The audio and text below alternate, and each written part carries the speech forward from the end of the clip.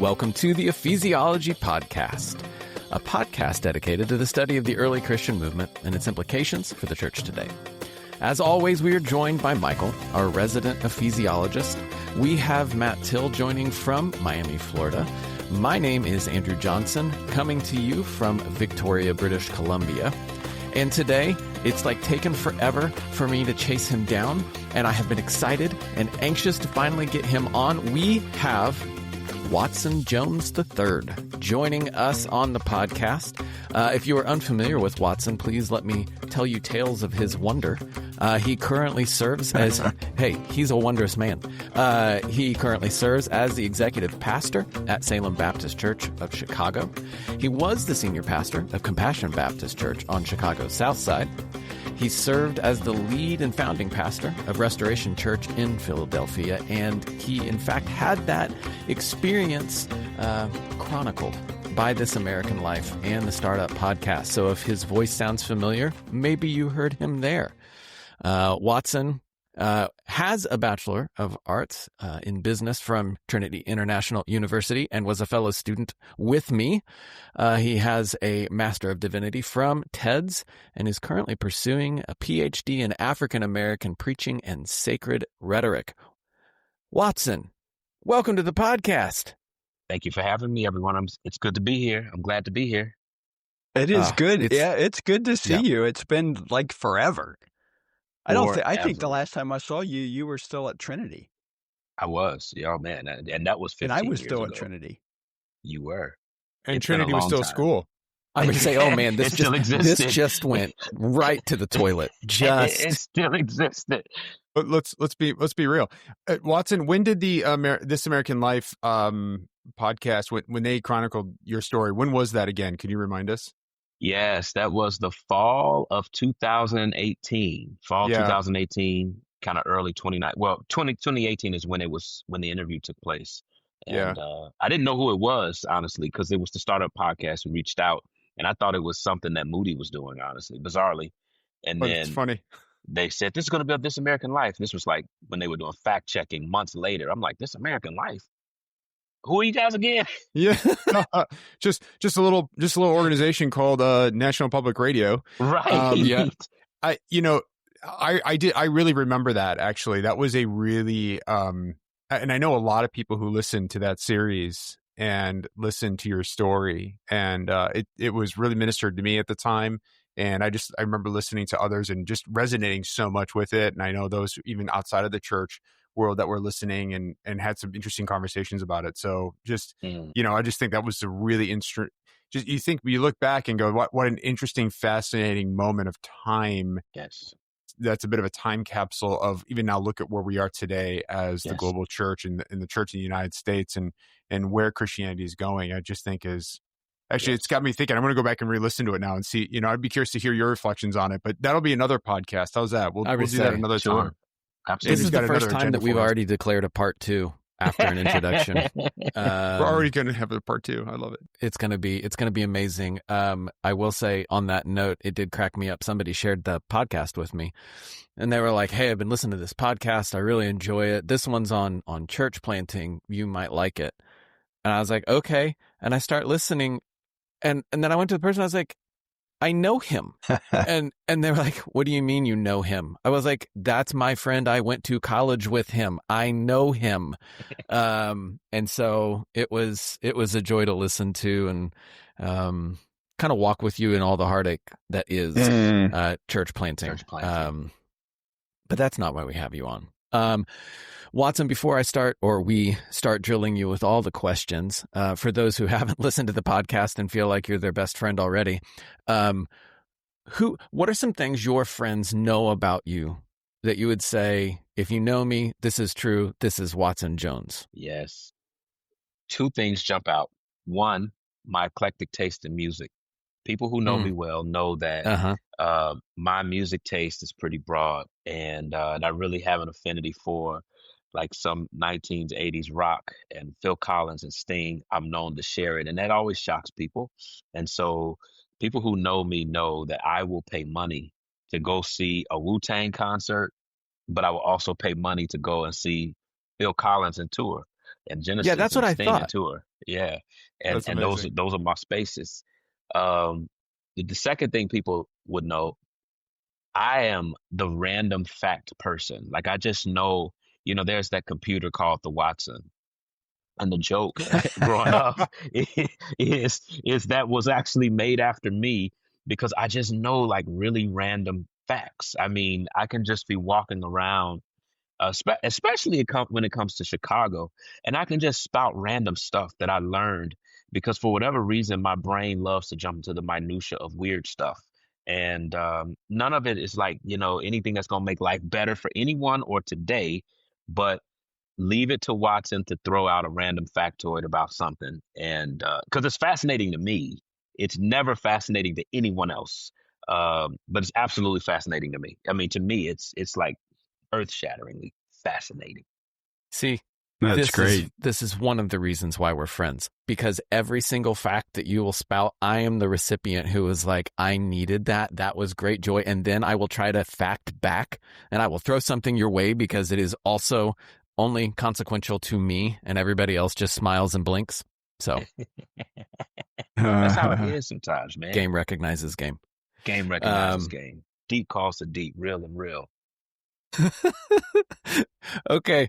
Well, Watson, we tried to prep you as far as what we wanted to talk with you about is you are and you have been a pastor in Chicago for some time. And the current climate in Chicago is being splattered all over the news nationally. I can certainly say internationally. And so we wanted to kind of talk with you about what it is like. We can read all the news stories and either dismiss them or be hurt or aggravated or grieved by them. But what is it like shepherding right now in Chicago? That's a good question, man. So, we're in Chicago and I'm looking out even right now at the lake in front of me and wonderful trees that are turning colors in front of me and just calmness. And there is a sense where it is beautiful. It's calm. It's quiet. And, a lot of what happens we hear in the news, it's politicized things in terms of, Chicago is the worst city in the world and all that other stuff. Chicago has its issues just like every major city does, but it's a beautiful place. I think as we think about shepherding in this particular season, and this is a very unique time in America, in the world, it's a very unique time, I think, because it's on the heels of hard fought rights that are being challenged in the higher courts or have been challenged over the last several years in higher courts. We're seeing things that people marched, fought for, voter rights suppression, Voter Rights Act, Civil Rights Act, things that secured spaces for people who were often ignored, things that we would have called DEI or equal employment. Those things are becoming a threat.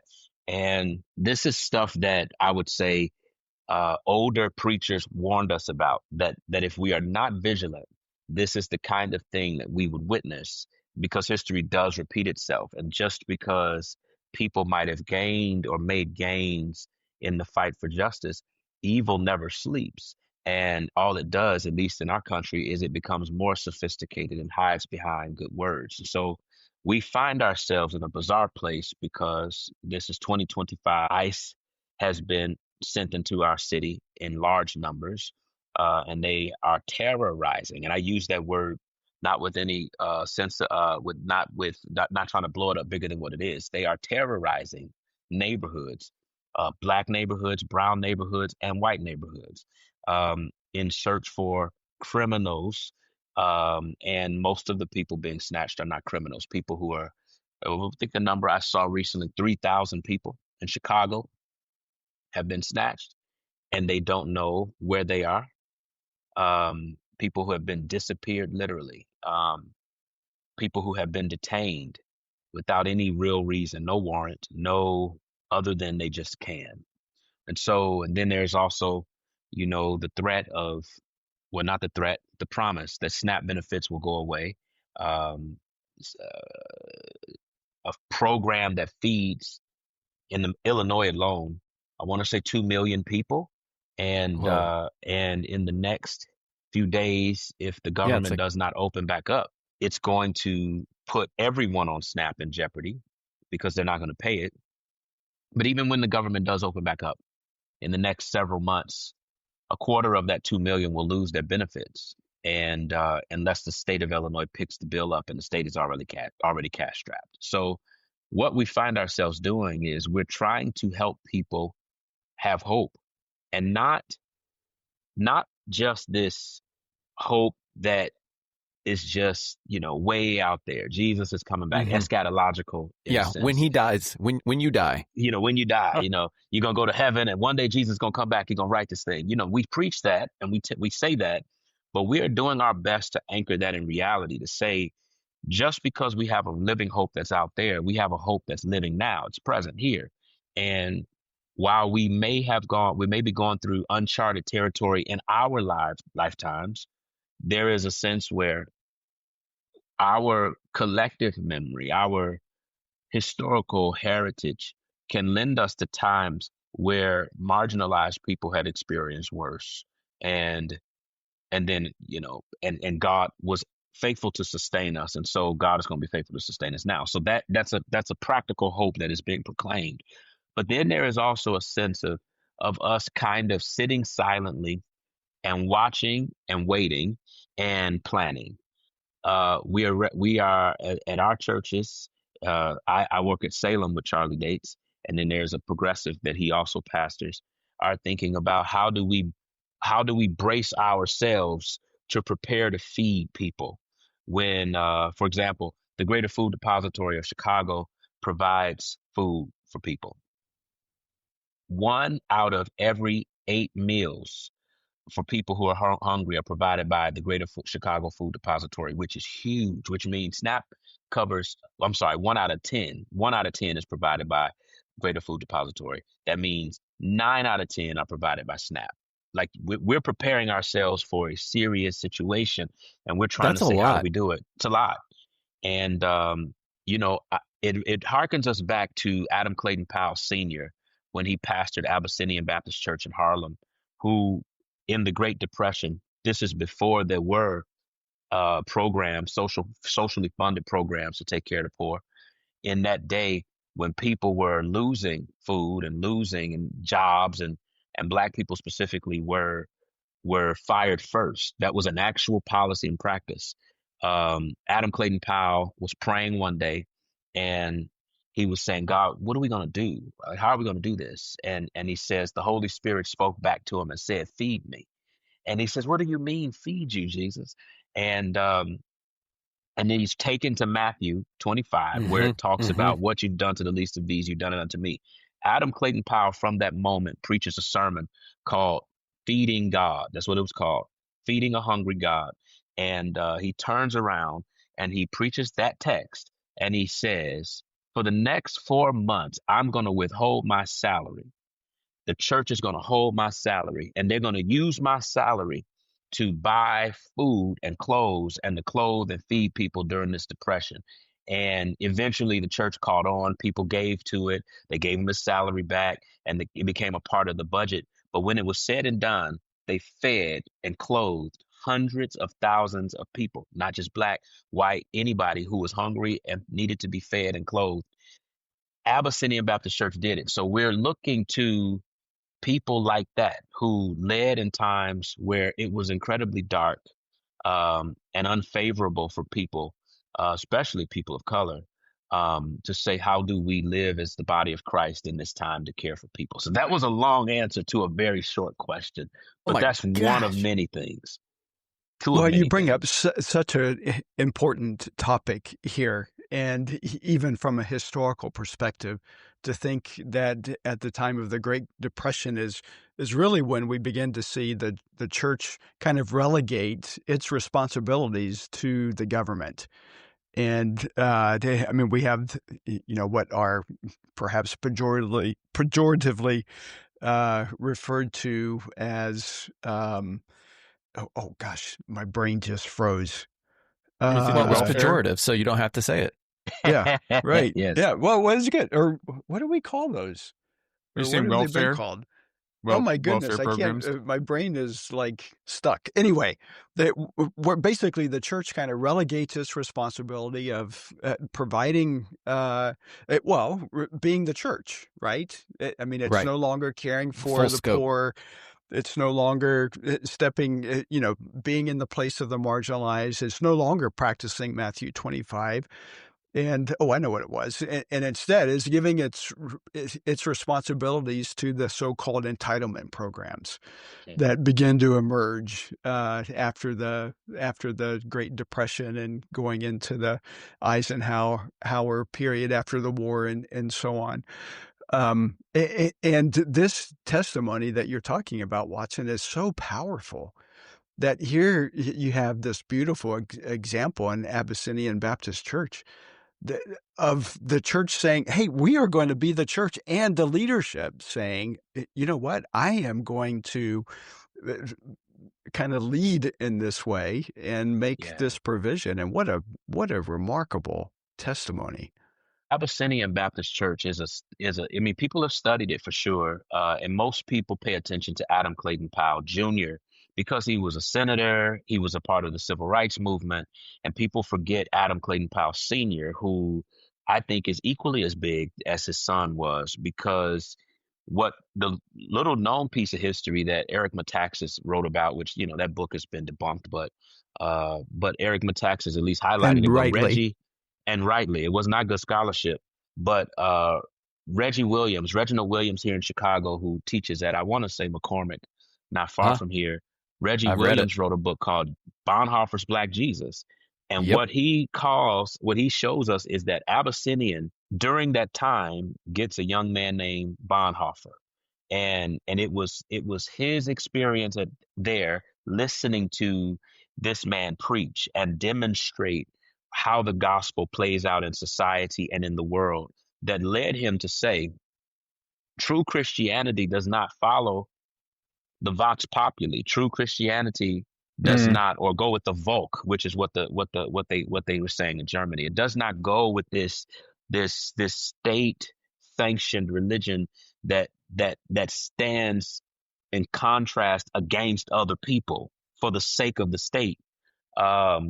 It says, no, we represent a kingdom that is not of this world, that is greater and grander and holier, and because of that, we march to a different drum. And and he gained that. He gained that watching Adam Clayton Powell Sr. and watching him do the best he could to lead a very large church in Harlem, New York, through some trying times. Yeah. Yeah. Well, I mean, it's amazing really to think about that in the context of Bonhoeffer and him being in the U.S. doing some of his studies. He had already Yes. written a dissertation, and the Yes. dissertation was on the church. Yes. But after his experience there in Harlem, that's where he says, oh, now I understand what this is about, because Yes. he's seeing it in action for the first time. Yes. And we often miss that about him. Yes. And about Watson. his experience in Harlem, for sure. Yes. And I think that helps us. And I'm going to say this, and then you go to the next question. I'm sorry. And I think I reference those two together for a reason, because I think when I think about your question, shepherding people in this time, is that it helps us at Salem, but also, we look at other churches that we're connected to in the city who are trying to say, we saw in that, but they're not saying this. I'm going to say it. The example that I lift up points to something that we see is this ideal, the role of the church being both priestly and prophetic. That it is priestly in the sense that it stands in between. It is the hands and the feet of Jesus Christ for each other, and in this world, it represents and lets its light shine so that people see its good works and give glory to the Father. But by very nature of the fact that it represents a Lord who is over anybody who says they are a Lord, and who has the power to move the grasshoppers, according to Isaiah 40, then by that very nature, it is prophetic. It stands in contradiction to the narratives we see in this world. And so that means we at Salem, at least, do not shy away from saying what is true, even if what is true is not popular, but even if what is true, puts us in a space where this administration specifically looks at us strange, because we live according to the scriptures and we follow Jesus, and we're doing the best. We're not perfect, but we're doing the best we can with that. Watson, that's actually a really great setup, and maybe for the question I want to ask you. I was still living in the Chicago area during Black Lives Matter, and we saw, the city was hurting in that time, no doubt. Ministry looked different in that time as well too. Both, I'm sure, definitely in the white churches, but also I'm sure in Black churches as well. What could you say to, like, looking back there at that time to now? What has shifted, even as you've seen in ministry? It seems like the Black Lives Matter movement was really dedicated towards social movement, social change. Today, we're seeing a different level of engagement, I think, and I just wonder, and I'm curious to know what, from your perspective, what is changing as to how you're approaching ministry today. And I understand that, maybe the circumstances are also different too, but maybe you could just speak a little bit about what those two differences look like right now and how maybe your church is responding. Yes. So Black Lives Matter, as we know, it was pre-George Floyd, but I think it was Trayvon Martin's death days, but that George Floyd piece made it an international cry. It was something that made people say, we need to be seen, we need to be heard, and businesses all around America, including Target from Minneapolis, were scrambling to try to find a way to, I guess, at the time it would have looked like to do justice, but I think at the time it was to chase the dollar. And I would say capitalize, quite literally. Yes. And what we've seen is, in this society, we've seen so many of those same companies, including Target, pull back just cancel them. Even before the president said anything, January canceled DEI. And ever since then, our church and several other Black churches, specifically around the country, have been in boycott against Target. And we have watched their market capital shrink, and we've watched their profits drop. And we'll rejoice to continue to do so until they market right. And other companies probably need to experience the same thing. But I think what's different now is we find ourselves, and this is something that, Salem is a predominantly Black church, and I don't want to speak for it like I'm Charlie, but I was there. I'm there, and we've seen these conversations. One of the things that we were trying to say to our church, maybe last year, maybe 2023 and into 24, was we needed to try to help our predominantly Black church care about the plight of Latino people. And that was hard to do because at the time there was a large influx of migrants that were being shipped here from Texas by Greg Abbott and other places, but specifically Texas. And they were coming in by the busloads. And pastors were concerned about it, and in a good sense, because pastors were saying we need to care, and many of them were trying to find ways to open up space, not necessarily in church more than it was to say, how do we advocate? And our mayor here, Brandon Johnson, who in my opinion has done a stellar job leading in this particular time, but even with this particular issue. But among the folk, the people, the street, there was a growing sense, and there was, at least at that time, a feeling like, we cannot pick up the care and the mantle and the concern for migrants when our issues as Black people have not been fully met. And we just cannot do it. And we saw that even at Salem. I remember we would mention it from the pulpit, and younger generations would clap, older generations would not. And not that they had a personal gripe against migrants, but one of the arguments that I would start to make is, we Black people in Chicago were migrants before. We came up here from Mississippi, and we were not warmly received by the city, and we were relegated to neighborhoods, and it created crime, it created a lot of things. And we're still decades later trying to recover from that. And so we need to care because Jesus cared. And it was like pushing, and some were saying, all right, well, we care in principle, but not not at the expense of our issues. But I think what's different now is because these ICE raids that have happened in our cities specifically, has happened in Black neighborhoods.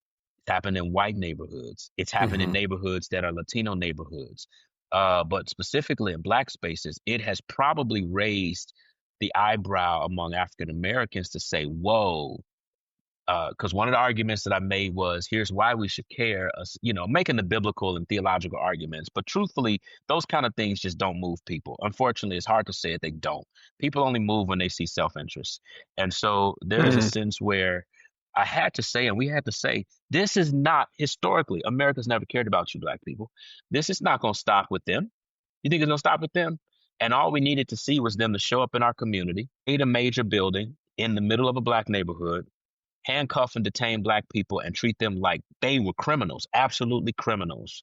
And to snatch people walking down the street who had nothing to do with the situation, and to treat them that way, for Black people to say, whoa, this is a real thing. So I think what's different now is, whereas Black Lives Matter, I felt like, came from the margins screaming loudly, in a place like Chicago, this one is people coming from all corners saying this is not right. And this is not a marginal scream. This is a collective scream. This is not right.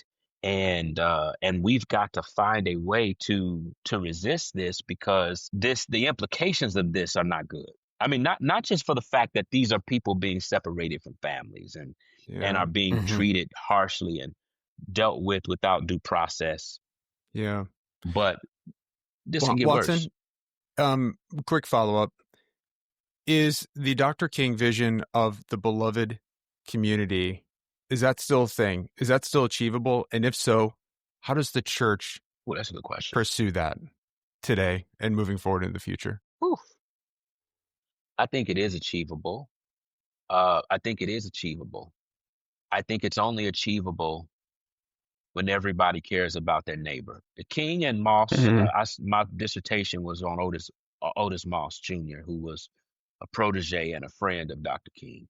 Still is. He's still alive. But King is dead, so I guess past tense is best. But it works. But when I listen to those guys and hear them talking, they talk about this idea of empathy, which our current administration thinks is weakness. But empathy, which is our capacity to feel something when other people are struggling, whether they are Christian or not, that other people are struggling because they are made in the image of God. And Nicholas Walters Dorff would argue that when you wound another human being, you're in a sense wounding God, because his image is so tightly connected to people. I think it's only possible I don't think that's the only possibility, but when people have a deeper sense of empathy. But then secondly, I think when people are driven truthfully by the Holy Spirit, I think it has to start with church, and not just in like the 1990s racial reconciliation conversation, right? But where the church says, we're going to be what, Dr. Michael Cooper talks about, early church studies. We're going to be the Christians of those days, and we're going to care about the one another's of Scripture. We're gonna do what we can to meet each other's needs. When that becomes real, then that makes it possible for it to extend outside the church. Now, that is my optimistic side. No, but we need it. The pessimistic side, I feel like a beloved community, as Dr. King envisioned it, only looks good, works well in the space of a democracy. I'm talking about in concrete terms. I'm not talking about in terms of just a theological space or a place of even just living together. I'm talking concrete terms, in the socio-political. I don't think it works well. It can work on a micro scale, micro level, when it's people, but when people are being pushed back, and some are being given the space to actually live their fullest potential, and others are being pushed against to not live their fullest potential, I think then, that's the struggle in front of us. I think we cannot separate. And I'm not even like the guy who's like, I'm not the democracy guy. Like, that's not me.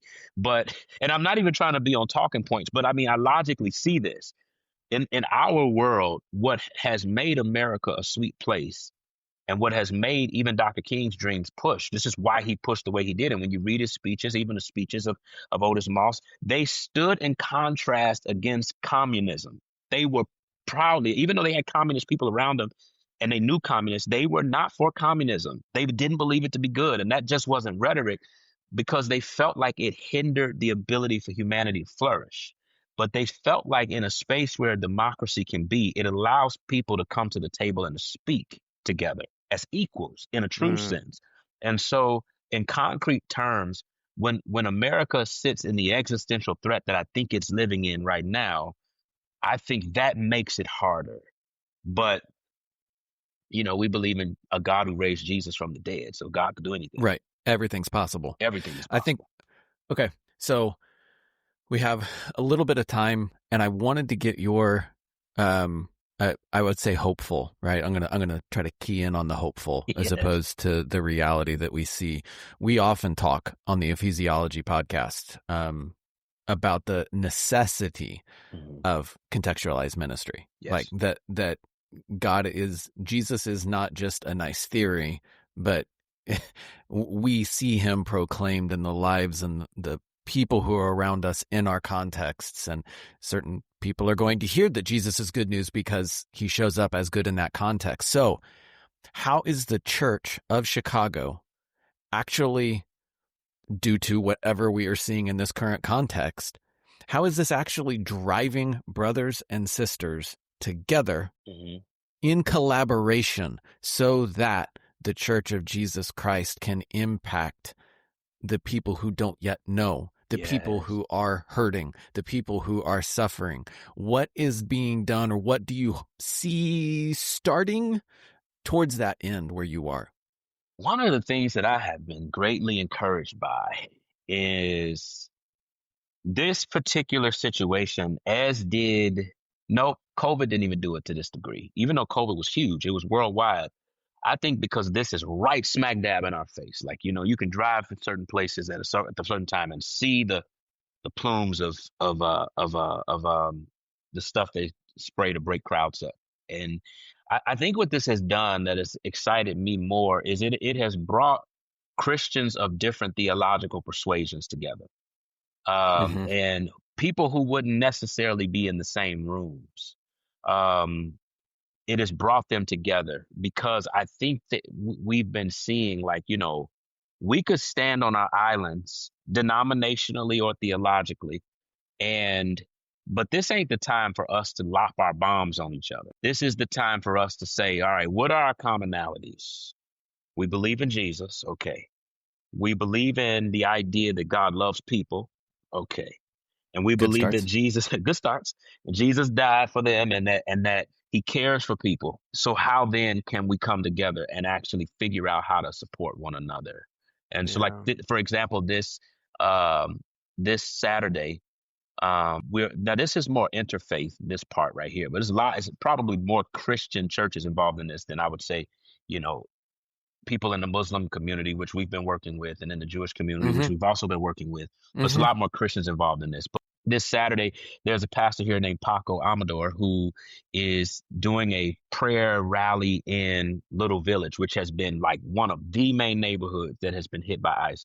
And like Salem and Progressive, which are Black Baptist churches, big Black Baptist churches, you know, we're coming to that. And churches that are on the north side are coming to that. And people who may have a different church polity than us are coming to that.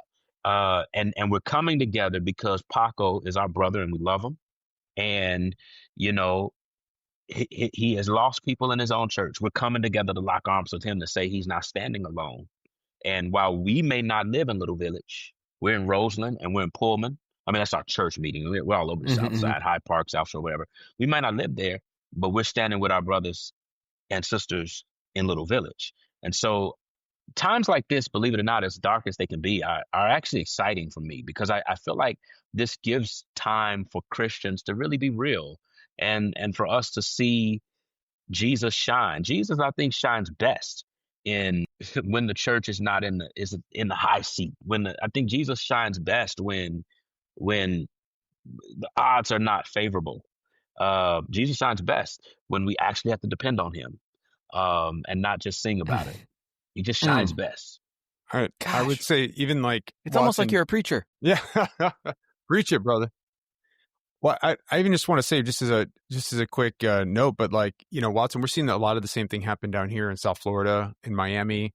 There was that big alligator Alcatraz that everyone heard about. The detention center was built here by the state of Florida, using FEMA funds, by the way. That's and has been fighting to be shut down. Every single Sunday evening, there is a prayer vigil, and it's an interfaith one, but again, predominantly Christian. Yes. Every single Sunday happens right out front of it.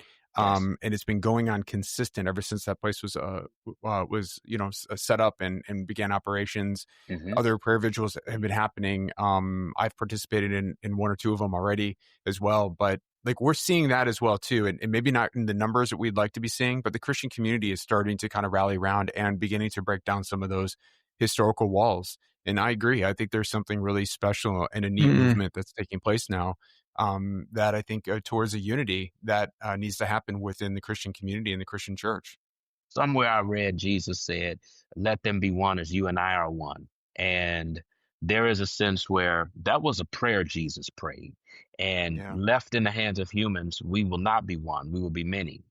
And but Jesus has a way of turning the fire up to discipline those he loves and forcing it and pushing people together.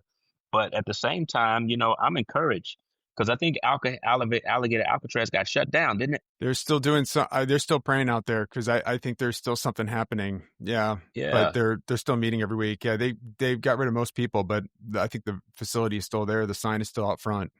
God hears prayers, and and when His people come together to pray, the Lord hears from heaven, and He is hearing the prayers of millions right now. And I think things could be worse, and probably aren't, probably because people are praying. And I think what encourages me about that tremendously so is, again, when I read these civil rights leaders, and we can look at their movement as a sociological phenomenon, but it was deeply Christian. And what is often not told when it's told in the mainstream is before they marched, before they did anything, there were prayer meetings in basements, and they begged God to show up. When these kind of moments happen, we are pulling God. God is already there, but we're inviting God into these spaces. And the reality is humanity's arms are too short to box with God.